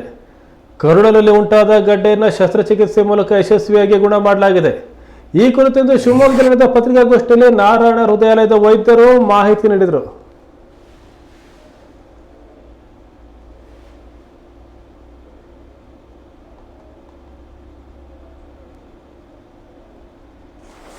ಇವರು 72 ವರ್ಷದ ಮಹಿಳೆ. ಇವರು ಆಕ್ಚುಲಿ ಪ್ಯಾಂಕ್ರಟೈಟಿಸ್ ಅಂತ ಹೇಳ್ತಾರೆ, ಪೇನ್ ಮತ್ತೆ ವಾಮಿಟಿಂಗ್ ಅಂತ ಹೇಳ್ಬಿಟ್ಟು ಬೇರೆ ಒಂದು ಹಾಸ್ಪಿಟಲ್ ಅಡ್ಮಿಟ್ ಆಗಿದ್ರು. ಆಗ ನನಗೆ ರೆಫರೆನ್ಸ್ ಬಂತು ಈ ಪೇಷಂಟ್ ಬಗ್ಗೆ, ಈ ತರ ಪೇನ್ ಇದೆ, ವಾಮಿಟಿಂಗ್ ಇದೆ ಅಂತ. ಚೆಕ್ ಮಾಡಿ ನೋಡಿದಾಗ ಗೊತ್ತಾಯ್ತು ಇವರಿಗೆ ಸಣ್ಣ ಕರಳಿನಲ್ಲಿ 2ನೇ ಭಾಗದಲ್ಲಿ ಒಂದು ಗಡ್ಡೆ ಇದೆ ಅಂತ. ಆ ಗಡ್ಡೆ ಪಿತ್ತನಾಳ ಮತ್ತು ಪ್ಯಾಂಕ್ರಿಯಾಸ್ ಇಂದ ಬರ್ತಕ್ಕಂಥ ಜ್ಯೂಸನ್ನ ತಡೆಗಟ್ತಾ ಇತ್ತು. ಆ ತಡೆಗಟ್ಟಿದ ಕಾರಣದಿಂದ ಅದಕ್ಕೆ ಪ್ಯಾಂಕ್ರಿಯಾಸ್ ಆಗ್ಬಿಟ್ಟು ಪ್ಯಾಂಕ್ರಟೈಟಿಸ್ ಆಗಿ ಪೇನ್ ಇಂದ ಬಳಲ್ತಾ ಇದ್ರು. ಇವನ್ ಬ್ಲಡ್ ಟೆಸ್ಟ್ ಮಾಡಿ ನೋಡಿದ್ರೆ ಅದೇ ತರನೇ ಪ್ಯಾಂಕ್ರಟೈಟಿಸ್ ತರನೇ ಬಂತು, ಜೊತೆಗೆ ಜಾಂಡೀಸ್ ಇತ್ತು. ಈ ತರ ಕಾಯಿಲೆ ಇರೋ ಪೇಷಂಟ್ಗೆ ನಾರ್ಮಲಿ ಆಪರೇಷನ್ ಮಾಡ್ತಾರೆ, ಮೇಜರ್ ಸರ್ಜರಿ ಮಾಡ್ತಾರೆ. ಅದಕ್ಕೆ ವಿಪಲ್ಸ್ ಪ್ಯಾಂಕ್ರಾಟಿಕೋಡಿಯೋಡೆಕ್ಟಮಿ ಅಂತ ಹೇಳ್ತಾರೆ, ಸರ್ಜಿಕಲ್ ಆಂಬುಲೆಕ್ಟಮಿ ಅಂತ ಹೇಳ್ತಾರೆ. ಇದು 2 ಆಪ್ಷನ್, ಮತ್ತೆ ಎಂಡೋಸ್ಕೋಪಿಕ್ ಆಂಬುಲೆಕ್ಟಮಿ ಅಂತ ಹೇಳ್ತಾರೆ.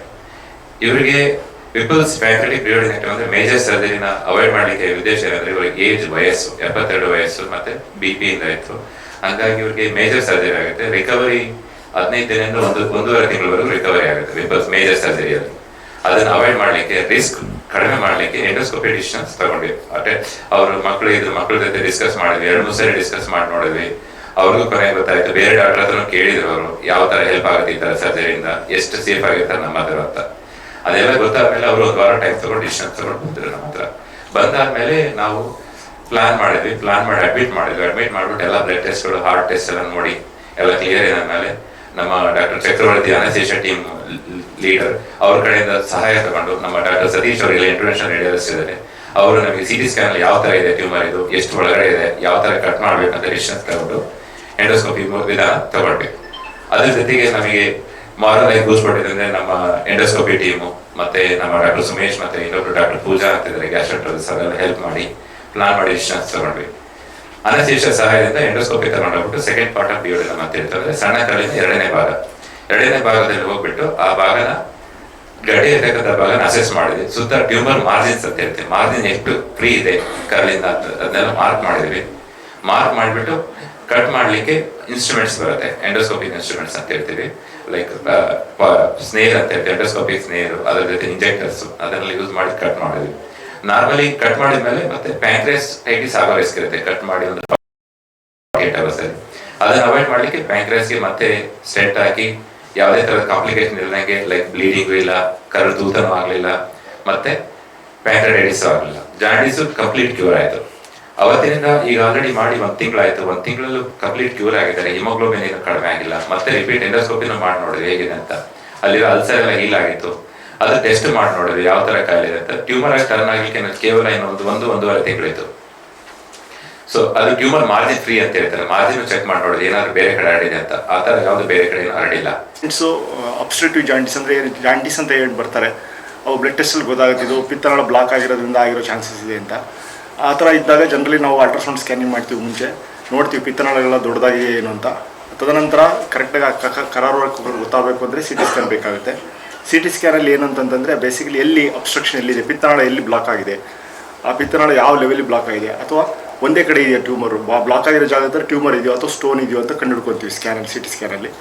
ಆಮೇಲೆ ಅಥವಾ ಸ್ಟೋನ್ ಇಲ್ಲ ಗೆಡ್ಡೆ ಇದೆ ಅಂತಂದರೆ ಅದು ಕ್ಯಾನ್ಸರಸ್ ಗೆಡ್ಡೆನಾ ಅಥವಾ ಬಿನೇನಾ ಅಂತ ಸ್ಕ್ಯಾನಲ್ಲಿ ಒಂದು ಮಟ್ಟಿಗೆ ಗೊತ್ತಾಗುತ್ತೆ. ಅದಾದಮೇಲೆ ಯಾವ ಲೆವೆಲಿಗೆ ಅಬ್ಸ್ಟ್ರಕ್ಷನ್ ಇದೆ, ಇದು ಈ ಥರ ಕೇಸಸ್ ಎಲ್ಲಿದೆ ಅಂದರೆ ತಳಭಾಗದಲ್ಲಿ ಪಿತ್ತನಾಳದ. ಸಾಮಾನ್ಯವಾಗಿ ಸಿನಿಮಾದ ಹಾಡುಗಳನ್ನು ದೊಡ್ಡ ದೊಡ್ಡ ಸೆಲೆಬ್ರಿಟಿಗಳು ಲಾಂಚ್ ಮಾಡೋದು, ಬಿಡುಗಡೆ ಮಾಡೋದನ್ನು ನಾವು ನೋಡಿರ್ತೀವಿ. ಆದರೆ ಇಲ್ಲಿ ಆನೆಯೊಂದು ಚಿತ್ರದ ಹಾಡನ್ನು ಬಿಡುಗಡೆ ಮಾಡುವ ಮೂಲಕ ಕರ್ನಾಟಕದ ಜನರ ಗಮನ ಸೆಳೆದಿದೆ. ಹೌದು, ಕೆ ರಾಮನಾರಾಯಣ್ ಅವರ ನಿರ್ದೇಶನ ಮಾಡಿರೋ ಕುಲದಲ್ಲಿ ಕೀಳ್ಯಾವುದೋ ಸಿನಿಮಾದ ಹಾಡು ಬಿಡುಗಡೆ ಆಗಿದೆ. ಯೋಗರಾಜ್ ಭಟ್ ಅವರು ಬರೆದ ಮನಸ್ಸು ಹಾಡ್ತಿದೆ ವಯಸ್ಸು ಕಾಡ್ತಿದೆ ಅನ್ನೋ ಹಾಡನ್ನು ಆನೆಯಿಂದ ಬಿಡುಗಡೆ ಮಾಡಿಸಲಾಗಿದೆ. ಈ ಸಿನಿಮಾದಲ್ಲಿ ಕಾಮಿಡಿ ಕಿಲಾಡಿಗಳು ಖ್ಯಾತಿಯ ಮಡೇಲೂರು ಮನು ಮತ್ತು ಮೌನ ಗುಡ್ಡೆಮನೆ ಅವರು ಪ್ರಮುಖ ಪಾತ್ರವನ್ನು ಮಾಡಿದ್ದಾರೆ. ಪರ್ಲ್ ಸಿನಿ ಕ್ರಿಯೇಷನ್ಸ್ ಮೂಲಕ ಸಂತೋಷ್ ಕುಮಾರ್ ಎಕೆ ಮತ್ತು ವಿದ್ಯಾ ಅವರು ಈ ಸಿನಿಮಾವನ್ನು ನಿರ್ಮಾಣ ಮಾಡ್ತಿದ್ದಾರೆ. ಈ ಚಿತ್ರಕ್ಕೆ ಮನೋಮೂರ್ತಿ ಸಂಗೀತ ನೀಡಿದ್ದಾರೆ. ಈ ಹಾಡನ್ನು ಸೋನು ನಿಗಮ್ ಮತ್ತು ಇಂದು ನಾಗರಾಜ್ ಅವರು ಹಾಡಿದ್ದಾರೆ. ಸದ್ಯ ಆನೆ ಸಿನಿಮಾ ಹಾಡು ಬಿಡುಗಡೆ ಮಾಡಿದ್ದು ಎಲ್ಲೆಡೆ ಭಾರಿ ವೈರಲ್ ಆಗಿದೆ.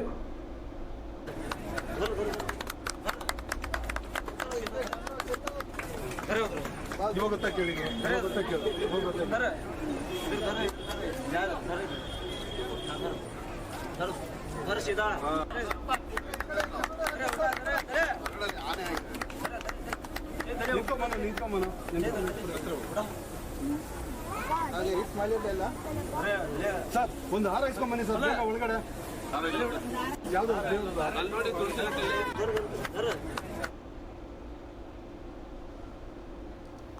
ಶಿವಮೊಗ್ಗ ತಾಲೂಕು ಸಂತೆಕಡೂರು 66/11 kV ವಿದ್ಯುತ್ ಕೇಂದ್ರದ ವ್ಯಾಪ್ತಿಯಲ್ಲಿ ತುರ್ತು ನಿರ್ವಹಣಾ ಕಾಮಗಾರಿ ಹಮ್ಮಿಕೊಂಡಿದ್ದು, ಓಂಬ್ಳೆಬೈಲು, ಲಕ್ಕಿನಕೊಪ್ಪ, ಮತ್ತೂರು ಕುಡಿಯುವ ನೀರಿನ ಘಟಕ, ಸಂತೆಕಡೂರು, ಗಣಿದಾಳು ವಿದ್ಯುತ್ ಕೇಂದ್ರಗಳಿಂದ ಸರಬರಾಜು ಪಡೆಯುವ ಸಂತೆಕಡೂರು, ಶ್ರೀರಾಮನಗರ, ರಾಂಪುರ, ಕೊರಲಹಳ್ಳಿ, ಕಾಚಿನಕಟ್ಟೆ, ಜ್ಯೋತಿನಗರ, ದುಡ್ಡಿಬೀಳು, ವಿನಾಯಕನಗರ, ಲಕ್ಕಿನಕೊಪ್ಪ, ತೋಟದಕೆರೆ, ಹುರುಳಿಹಳ್ಳಿ, ಗಣಿದಾಳು, ಓಂಬ್ಳೆಬೈಲು, ಕಣಗಲಸರ, ಮರಾಠಿ ಕ್ಯಾಂಪ್, ಸಾಲಿಗೆರೆ, ಕೈತೊಟ್ಲು ಹಾಗೂ ಸುತ್ತಮುತ್ತಲಿನ ಗ್ರಾಮಗಳಲ್ಲಿ ಏಪ್ರಿಲ್ 7ರಂದು ಬೆಳಗ್ಗೆ 10ರಿಂದ ಸಂಜೆ 6 ಗಂಟೆಯವರೆಗೆ ವಿದ್ಯುತ್ ವ್ಯತ್ಯಯವಾಗಲಿದೆ.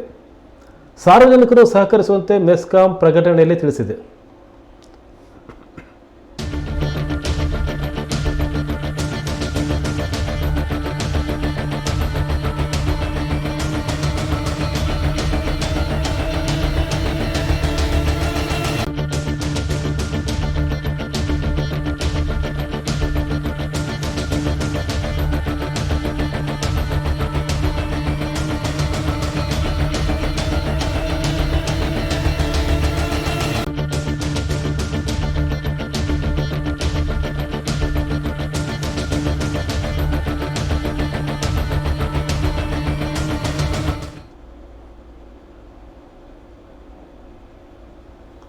ಸಾಗರ ನಗರಸಭೆಯ ಪೌರಾಯುಕ್ತ ಕಚೇರಿ ಎದುರು ಕಾಂಗ್ರೆಸ್ ಪಕ್ಷದ 2 ಸದಸ್ಯರು ದಿಢೀರನೆ ಪ್ರತಿಭಟನೆ ನಡೆಸಿದರು. ನಗರಸಭೆಯ ಅಧ್ಯಕ್ಷರು ಹಾಗೂ ಉಪಾಧ್ಯಕ್ಷರು ಬಿಜೆಪಿ ಸದಸ್ಯರು ಕಾಂಗ್ರೆಸ್ ಪಕ್ಷದ ಸದಸ್ಯರಿಗೆ ಯಾವುದೇ ಮಾಹಿತಿ ನೀಡದೆ ಸಭೆ ಮಾಡ್ತಾ ಇದ್ದಾರೆ. ತಮ್ಮ ಮನಸ್ಸಿಗೆ ಬಂದಂತೆ ಸಮಿತಿ ರಚನೆ ಮಾಡಿಕೊಂಡು ನಗರಸಭೆ ಸಭಾಂಗಣದಲ್ಲಿ ಸಭೆ ನಡೆಸ್ತಾ ಇದ್ದಾರೆ ಅಂತ ಆರೋಪ ಮಾಡಿದ್ದು, ಇದನ್ನು ಖಂಡಿಸಿ ನಗರಸಭೆಯ ಕಾಂಗ್ರೆಸ್ ಸದಸ್ಯರಾದ ಸೈಯದ್ ಜಾಕೀರ್ ಮತ್ತು ಸದಸ್ಯೆ ಮಧುಮಾಲತಿ ಕಲ್ಲಪ್ಪ ಅವರು ದಿಢೀರನ್ನೇ ಪೌರಾಯುಕ್ತರ ಕಚೇರಿ ಎದುರು ಪ್ರತಿಭಟನೆ ನಡೆಸಿದರು.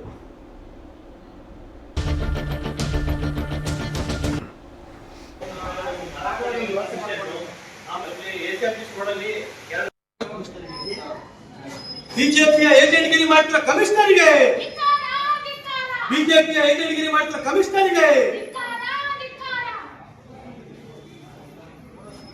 ಬೇಕು, ಬೇಕೇ ಬೇಕು.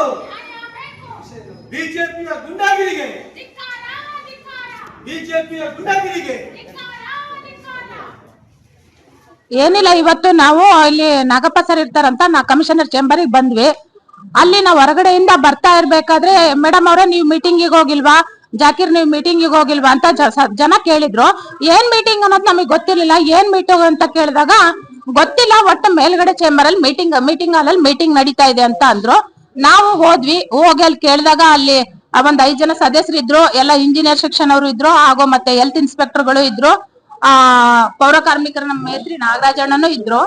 ಅವ್ರಿಗೆ ಯಾಕೆ ಇವ್ರು ಕರೆದಿದಾರೋ ನಮಗ್ ಗೊತ್ತಿಲ್ಲ. ಆದ್ರೆ ನಮ್ಮ ಜಾಕೀರ್ ಕೇಳಿದ್ಕೆ ಇಲ್ಲ, ಇಲ್ಲಿ ಅಧ್ಯಕ್ಷರೇ ಸುಪ್ರೀಮೋ, ಅಧ್ಯಕ್ಷರು ಎಲ್ಲಿ ಕರೆದ್ರು ನಾವು ಹೋಗ್ತೀವಂತ ಇದೇ ಕಮಿಷನರ್ ಹೇಳಿದ್ರು. ಹಾಗಾಗಿ ಅದು ನಮಗೆ ಸಮಂಜಸ ಅನಿಸ್ಲಿಲ್ಲ. ಹಾಗಾಗಿ ನಾವಿಲ್ಲಿ ಬಂದು ಕುತ್ಕೊಂಡಿದ್ವಿ. ನಮಗೆ ನ್ಯಾಯ ಕೊಡ್ಬೇಕು, ಆ ಸಮಿತಿಗಳನ್ನ ಟೋಟಲಿ ರದ್ದಾಗ್ಬೇಕು. ಸ್ಟ್ಯಾಂಡಿಂಗ್ ಕಮಿಟಿ ಆಗೋ ತನಕ ಯಾವ ಸಮಿತಿನೂ ಇರಬಾರ್ದು. ಮತ್ ನಾವು 31 ಜನ ಸದಸ್ಯರು, ನಾವು ಸದಸ್ಯರುಗಳಲ್ವಾ, ನಮ್ ಗಮನಕ್ಕೂ ತಂದು ಅವ್ರು ಮೀಟಿಂಗ್ ಮಾಡ್ಬೋದಿತ್ತಲ್ಲ. ಇವ್ರು ಊರಿಂದ ಉದ್ಧಾರ ಮಾಡ್ಬೇಕು, ಊರಿನ ಸ್ವಚ್ಛತೆ ಬಗ್ಗೆ ಮಾತಾಡ್ಬೋದಿತ್ತು. ನಾವು 31 ಜನ ಸದಸ್ಯರ ಎದುರುಗಡೆ ಮಾತಾಡ್ಬೋದಿತ್ತಲ್ವಾ. ಅಧ್ಯಕ್ಷರು ಕರೆದು ಅಧ್ಯಕ್ಷರಂದ್ರು ಇಲ್ಲ, ಇದು ಸ್ವಚ್ಛತೆ ಬಗ್ಗೆ ನಾವು ಕರೆದಿರೋದು ಮೀಟಿಂಗ್ ಅಂತಂದ್ರು. ಇವ್ರು 5 ಜನ ಸದಸ್ಯರು ಇದಾರೆ ಅಂತಂದ್ಮೇಲೆ ನಾವ್ ಯಾಕೆ ಬೇಕಿತ್ತು ಸರ್? ನಾವು ಸದಸ್ಯರಲ್ವಾ? ಅಧ್ಯಕ್ಷರ ಕಣ್ಣಲ್ಲಿ ನಾವು ಸದಸ್ಯರ ಕಾಣ್ತಾ ಇದ್ವಾ ಇಲ್ವಾ? ಅಧ್ಯಕ್ಷರು ಅದಕ್ಕೆ ಉತ್ತರ ಕೊಡ್ಬೇಕು ಆಯ್ತಾ. ಕಮಿಷನ್ ಅವರು ಹಿಂಗಂದ್ರು ಅಷ್ಟೇ. ಏನಂದ್ರೆ ಇಲ್ಲ, ನಾವು ಅಧ್ಯಕ್ಷ ಸುಪ್ರೀಮೋ, ಅವ್ರು ಎಲ್ಲಿ ಕರೆದ್ರು ನಾವು ಹೋಗ್ತೀವಿ ಅಂತ ಕಮಿಷನರ್ ಹೇಳಿದ್ದು ಹೌದು. ಹಾಗಾಗಿ ನಮಗೆ ಅವ್ರು ಬಂದು ಇಲ್ಲಿ ಉತ್ತರ ಕೊಡ್ಬೇಕು. ಹಾಗಾಗಿ ನಾವ್ ಇಲ್ಲಿ ಬಂದು ಕುತ್ಕೊಂಡಿದೀವಿ ಕಮಿಷನರ್ ಚೇಂಬರ್ ಎದುರುಗಡೆ. ನಡೆದಂತ ಸ್ಟ್ಯಾಂಡಿಂಗ್ ಕಮಿಟಿ ಮಾಡತಕ್ಕಂತ ಒಂದು ಮೀಟಿಂಗ್ ಕರೆದಿದ್ರು. ಆ ದಿವಸ ಸ್ಟ್ಯಾಂಡಿಂಗ್ ಕಮಿಟಿ ಅಧ್ಯಕ್ಷರು ಸದಸ್ಯರ ಆಯ್ಕೆಯಲ್ಲಿ ಅದು ಗೊಂದಲ ಆಗಿ ಡಿಸಿ ಅವ್ರ ಹೋಗಿದೆ. ಅದು ರದ್ದಾಗಿದೆ. ರದ್ದಾದ್ಮೇಲೆ ಇವರು ಅನೈತಿಕವಾಗಿ ಒಂದು ಸಮಿತಿಗಳನ್ನು ರಚನೆ ಮಾಡ್ಕೊಂಡಿದ್ದಾರೆ. ಈ ಬಿಜೆಪಿಯವರು ಒಂದು ಸಮಿತಿ ಅಂದ್ರೆ ಅದಕ್ಕೆ ಒಂದು ಆರೋಗ್ಯ ಸಮಿತಿ ಅಂತೆ, ಒಂದು ಕಾಮಗಾರಿ ಸಮಿತಿ ಅಂತ ಹೇಳ್ಕೊಂಡು ಮಾಡ್ಕೊಂಡು ಅದಕ್ಕೆ ಕುಮ್ಮಕ್ಕು ನಮ್ಮ ನಾಗಪ್ಪ ಅವರು ಆಯುಕ್ತರು. ಅದು ಯಾವ ರೀತಿ ಸಮಿತಿ ಮಾಡ್ತಾರೋ, ಅದು ಯಾವ ಆಕ್ಟ್ ಅಲ್ಲಿ ಇದೆ ಅಂತ ದಯವಿಟ್ಟು ನಾಗಪ್ಪ ಅವ್ರು ಬಂದು ಹೇಳ್ಬೇಕು ಆಯ್ತಾ. ಯಾವುದೇ ಕಾರಣಕ್ಕೂ ಅದನ್ನ ಮಾಡೋದು ತಪ್ಪು. ಯಾವುದೇ ಸಮಿತಿ ಮಾಡಂಗಿಲ್ಲ. ಸ್ಟ್ಯಾಂಡಿಂಗ್ ಕಮಿಟಿ ಇಲ್ಲ ಅಂತ ಅದಕ್ಕೋಸ್ಕರ ಒಂದು 4-5 ಜನರನ್ನ ಸೇರಿಸ್ಕೊಂಡು ಸಮಿತಿ ಮಾಡಿ ಮೀಟಿಂಗ್ ಮಾಡ್ತಾರೆ. ಮೀಟಿಂಗ್ ಹಾಲಾಗಿ ನಾಗಪ್ಪ ಅವರು ಕೇಳಿದ್ರೆ ಅಧ್ಯಕ್ಷರು ಕರೆದ್ರೆ ಹೇಳ್ಬೇಕಾದ್ರೆ ಹೋಗ್ಬೋದು ನಾನು ಅಂತ ಹೇಳ್ತಾರೆ ನಾಗಪ್ಪ ಅವರು. ಹೆಲ್ತ್ ಇನ್ಸ್ಪೆಕ್ಟರ್ ಇದ್ದಾರೆ, ಇಂಜಿನಿಯರ್ ಸೆಕ್ಷನ್ ಇದ್ದಾರೆ, ಯಾಕೆ ಬೇರೆ ಸದಸ್ಯರು ಇಲ್ವಾ? ಆಯ್ತು, ಊರಿನ ಅಭಿವೃದ್ಧಿ ಬಗ್ಗೆ ಅಷ್ಟು ಚಿಂತನೆ ಇದ್ರೆ ಎಲ್ಲ 31 ನಗರ ಸದಸ್ಯರ ಕರೆದು ಮಾತಾಡಲಿ ಅವರು. ಇವ್ರು 4-5 ಜನ ಮಾತಾಡಿರೋದ ಇವರು ಊರು ಉದ್ಧಾರ ಮಾಡಕ್ಕೆ? ಬೇರೆಯವ್ರು ಯಾರು ಊರು ಉದ್ಧಾರ ಮಾಡೋರು ಯಾರು ಇಲ್ವಾ ಸಾಗರದಲ್ಲಿ? IPL ಟೂರ್ನಿಯಲ್ಲಿ ಮುಂಬೈ ಇಂಡಿಯನ್ಸ್ ತಂಡಕ್ಕೆ ಮತ್ತೊಂದು ಆಘಾತ ಎದುರಾಗಿದೆ. ಲಕ್ನೋ ಸೂಪರ್ ಜೈಂಟ್ಸ್ ತಂಡದ ವಿರುದ್ಧ ಮುಂಬೈ ತಂಡ ಸೋತಿದೆ. ಅಟಲ್ ಬಿಹಾರಿ ವಾಜಪೇಯಿ ಕ್ರೀಡಾಂಗಣದಲ್ಲಿ ನಡೆದಂತಹ ಪಂದ್ಯದಲ್ಲಿ ಲಕ್ನೋ ಸೂಪರ್ ಜೈಂಟ್ಸ್ ತಂಡ ನಿಗದಿತ 20 ಓವರ್ನಲ್ಲಿ 8 ವಿಕೆಟ್ ನಷ್ಟಕ್ಕೆ 203 ರನ್ ಕಲೆ ಹಾಕಿತು. ಟಾಸ್ ಸೋತರು ಮೊದಲು ಬ್ಯಾಟಿಂಗ್ ಮಾಡುವ ಅವಕಾಶ ಪಡೆದ ಲಕ್ನೋ ಸೂಪರ್ ಜೈಂಟ್ಸ್ ಈ ಅವಕಾಶವನ್ನು ಸಂಪೂರ್ಣವಾಗಿ ಬಳಸಿಕೊಂಡ್ರು. ಮಿಶೆಲ್ ಮಾರ್ಚ್ ಮತ್ತು ಐಡೆನ್ ಮಕ್ರಮ್ ಇಬ್ಬರು ಅರ್ಧ ಶತಕವನ್ನು ಗಳಿಸಿ ತಮ್ಮ ತಂಡ ದೊಡ್ಡ ಮೊತ್ತವನ್ನು ತಲುಪಲು ಸಹಾಯ ಮಾಡಿದರು. ಆರಂಭಿಕರಾಗಿ ಬಂದಂಥ ಮಿಚೆಲ್ ಮಾರ್ಚ್ 31 ಎಸೆತದಲ್ಲಿ 2 ಸಿಕ್ಸರ್ 9 ಬೌಂಡ್ರಿ ಸಹಿತ 60 ರನ್ ಸಿಡಿಸಿದರೆ, ಏಡನ್ ಮಕ್ರಮ್ 38 ಎಸೆತಗಳಲ್ಲಿ 4 ಸಿಕ್ಸರ್ ಮತ್ತು 2 ಬೌಂಡ್ರಿ ಸಹಿತ 53 ರನ್ ಸಿಡಿಸಿದರು. ಬಳಿಕ ಆಯುಷ್ ಪದೋನಿ 19 ಎಸೆತಗಳಲ್ಲಿ 30 ಮತ್ತು ಡೇವಿಡ್ ಮಿಲ್ಲರ್ 14 ಎಸೆತಗಳಲ್ಲಿ 27 ರನ್ ಸಿಡಿಸಿ ತಂಡದ ಉತ್ತಮ ಮೊತ್ತಕ್ಕೆ ನೆರವಾದರು. ಅಂತಿಮವಾಗಿ 20 ಓವರ್ಗಳ ಅಂತ್ಯಕ್ಕೆ ಲಕ್ನೋ 8 ವಿಕೆಟ್ ನಷ್ಟಕ್ಕೆ 203 ರನ್ ಗಳಿಸಿದೆ. ಲಕ್ನೋ ನೀಡಿದ 204 ರನ್ಗಳ ಗುರಿ ಬೆನ್ನತ್ತಿದ ಮುಂಬೈ ಇಂಡಿಯನ್ಸ್ ತಂಡ 20 ಓವರ್ಗಳಲ್ಲಿ 5 ವಿಕೆಟ್ ನಷ್ಟಕ್ಕೆ 191 ರನ್ ಗಳಿಸಿ ಸೋಲನ್ನೊಪ್ಪಿಕೊಡ್ತು. ಮುಂಬೈ ಪರ ನಮನ್ ಧೀರ್ 46 ರನ್ ಗಳಿಸಿದರೆ ಸೂರ್ಯಕುಮಾರ್ ಯಾದವ್ 67 ರನ್ ಗಳಿಸಿದರು. 25 ರನ್ ಗಳಿಸಿದ ತಿಲಕ್ ವರ್ಮಾ ಗಾಯದ ಸಮಸ್ಯೆಗೆ ತುತ್ತಾಗಿ ಪೆವಿಲಿಯನ್ ಸೇರಿಕೊಂಡರು. ಬಳಿಕ ಕ್ರೀಸ್ಗೆ ಬಂದ ಹಾರ್ದಿಕ್ ಪಾಂಡ್ಯ 28 ರನ್ ಗೆಲುವಿಗೆ ಪ್ರಯತ್ನಿಸಿದರಾದರೂ ಗೆಲುವಿನ ರನ್ ಗಳಿಸೋಕೆ ಆಗಲಿಲ್ಲ. ಅಂತಿಮವಾಗಿ ಮುಂಬೈ 12 ರನ್ಗಳ ಅಂತರದಲ್ಲಿ ವೀರೋಚಿತ ಸೋಲು ಕಾಣ್ತು.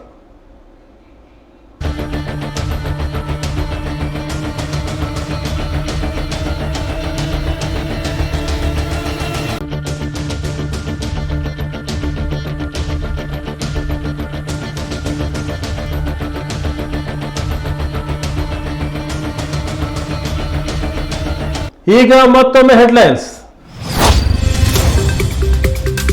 ಸೌಜನ್ಯ ಅತ್ಯಾಚಾರ ಮತ್ತು ಕೊಲೆ ಪ್ರಕರಣ. ಭಾನುವಾರ ಧರ್ಮಸ್ಥಳದಲ್ಲಿ ನಡೆಯಬೇಕಿದ್ದ ಪ್ರತಿಭಟನೆಗೆ ಬ್ರೇಕ್.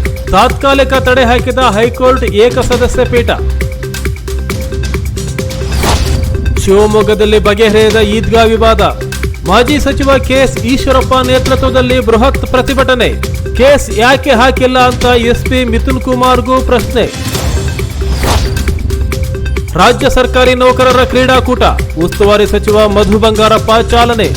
ಈ ಬಾರಿ ಸಾಂಸ್ಕೃತಿಕ ಸ್ಪರ್ಧೆಗಳಿಗೂ ಅವಕಾಶ.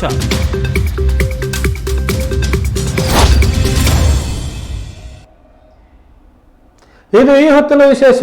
ಇನ್ನಷ್ಟು ಅಪ್ಡೇಟ್ಸ್ಗಾಗಿ ನೋಡ್ತಾ ಇರಿ ಕನ್ನಡ ಮೀಡಿಯಂ 24/7.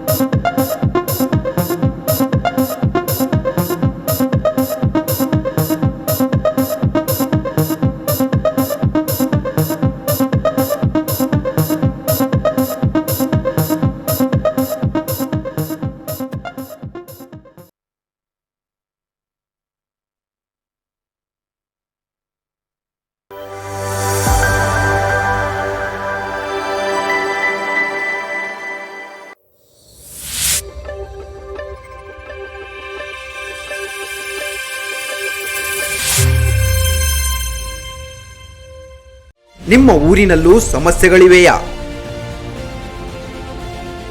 ಸಂಬಂಧಪಟ್ಟವರ ಗಮನಕ್ಕೆ ತಂದರೂ ಪ್ರಯೋಜನವಾಗಿಲ್ಲವೇ? ಹಾಗಾದ್ರೆ ನೀವು ಮಾಡಬೇಕಾಗಿರುವ ಕೆಲಸ ಇಷ್ಟೇ. ನಿಮ್ಮ ಊರಿನ ಸಮಸ್ಯೆಯ ಕುರಿತು ಒಂದು ವಿಡಿಯೋ ಮಾಡಿ ಸ್ವಲ್ಪ ಮಾಹಿತಿ ಕೊಡಿ. ಆ ವಿಡಿಯೋವನ್ನ ಈ ನಂಬರ್ಗೆ ಕಳುಹಿಸಿಕೊಡಿ. 9900218866. ಆ ಸಮಸ್ಯೆಯನ್ನ ನಾವು ಪ್ರಸಾರ ಮಾಡುತ್ತೇವೆ. ವಾಟ್ಸಪ್ ವರದಿಗಾರ